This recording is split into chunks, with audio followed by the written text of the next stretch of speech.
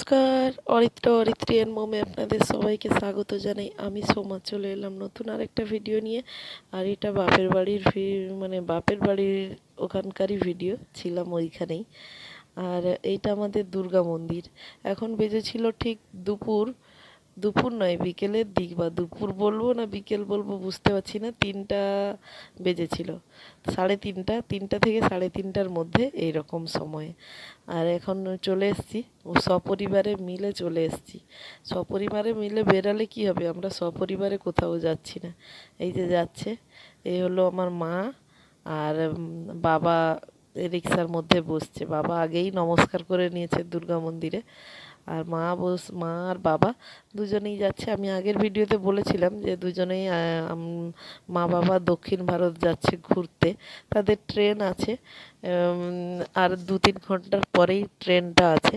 ওই জন্য মা বাবা ব্যাগ অনেক ছিল তো, তাই একদম টোটো করেই স্টেশনে পৌঁছে যাবে।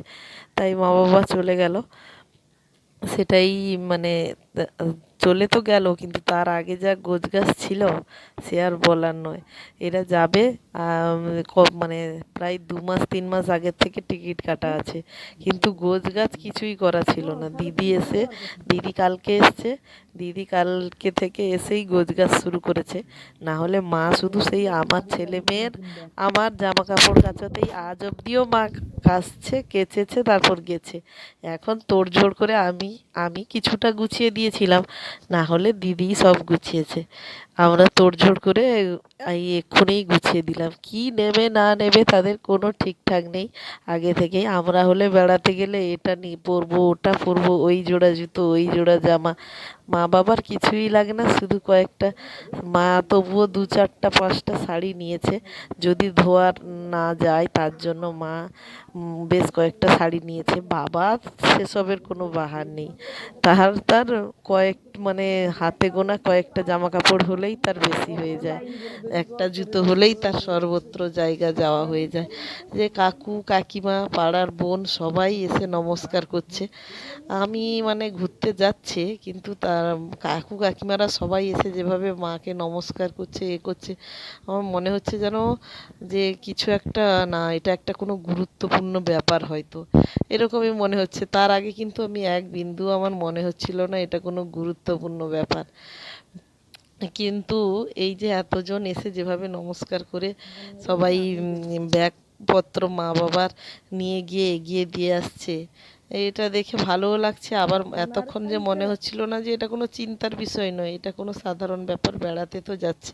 কিন্তু না, এটা নাকি নিয়ম আছে যে যে যাচ্ছে সে তীর্থক্ষেত্রে যাচ্ছে, তাই তাকে সবাই নমস্কার করবে, তাকে সবাই, মানে এরম একটা ব্যাপার আছে আর কি। মানে এটা ভাবলে তো অনেক কিছু, না ভাবলে কিছুই না, যেটা বুঝলাম আমি। এই কাকুর ঘরের কাছে বলে খালি গায়ে দাঁড়িয়ে আছে, টোটো এসে দাঁড়িয়েছিল। কাকু ভারী ব্যাগটা আগেই এসে দিয়ে দিয়েছে। এনা তিনা আগেই বসে গেছে, দিদির মেয়ে দাদার মেয়ে। ওরা বলছে আমরা মন্দির অবধি যাবো টোটোতে করে, দিদা বসুক, আমরাও বসবো। ওদেরকে সবাই বকে কয়ে নিচে নামিয়ে আনছে, কিন্তু ওরা নামতে চাইছে না। আর ওই যে মা বাবা দুজনেই আগে হেঁটে হেঁটে, মা এখনো আসেনি, মানে মার সব সময় লেট হয়। এই যে মা সামনে বসে গেছে, বাবা আগেই হেঁটে হেঁটে চলে গেছে মন্দিরে নমস্কার করবে বলে। পেছনে কিন্তু অ্যানাথিনা এখনো বসে আছে। এই আমরা বললাম চলো একটু মাকে এগিয়ে দিয়ে আসি।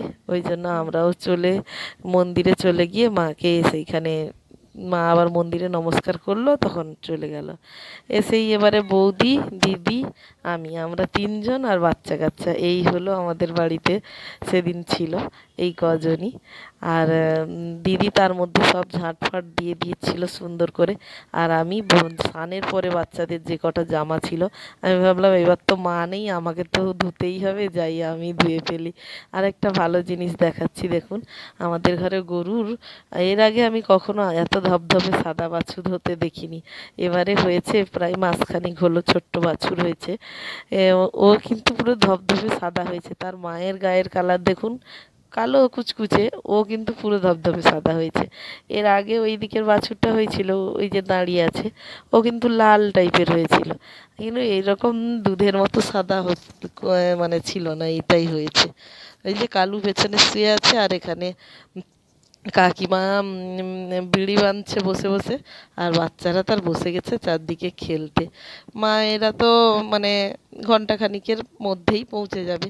তার মাঝখানে দিদি ঝাঁট দিয়েও দিদিও এখানে চলে এলো ঘুরতে। বৌদি তার গরুর টরুর কাজ করে নিল ঝটপট করে। এই সব করে নিয়ে যে যার মতো করে ঘুরতে বেরিয়ে পড়লো।